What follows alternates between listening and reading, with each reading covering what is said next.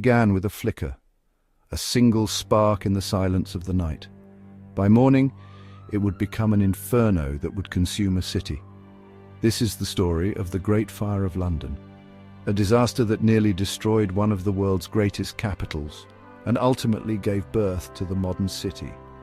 In September of 1666, London was bursting at the seams. Over 300,000 people lived crammed inside narrow, twisting alleyways.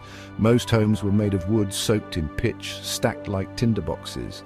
There were no fire departments, and candles, hearths and ovens burned constantly. It was only a matter of time.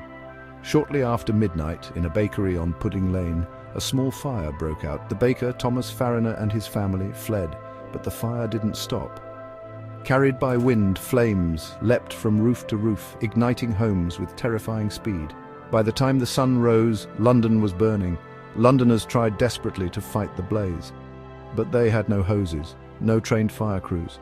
Their only weapons were buckets of water and fire hooks to pull down buildings. The flames laughed at them. The Lord Mayor of London, Thomas Bloodworth, hesitated to act. When asked if they should destroy buildings to stop the fire, he famously said, "A woman could piss it out." He was wrong. By day 2, the fire was out of control. St. Paul's Cathedral, thought to be fireproof, was surrounded by wooden scaffolding. When the flames reached it, the entire church exploded. Lead from the roof melted and ran through the streets like lava. The heat was so intense, stone cracked and the sky turned black with ash. People fled by boat on the Thames, watching the city vanish behind walls of smoke. By the 4th day, 4/5 of the city was gone.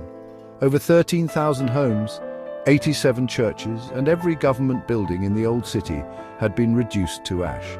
The fire had done what centuries of war and plague could not. It broke London wide open, but what came next would shape the future. Instead of despair, London chose rebirth. King Charles II led the charge to rebuild, this time with brick and stone, not wood. New city regulations banned thatched roofs, widened streets, and introduced some of the first building codes in Europe. Visionary architect Sir Christopher Wren designed new churches and a towering new St. Paul's Cathedral, which still stands today.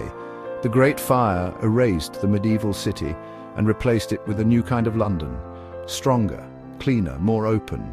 Today, on the site where it all began, stands the monument, a 200-foot stone column built to remember the Inferno.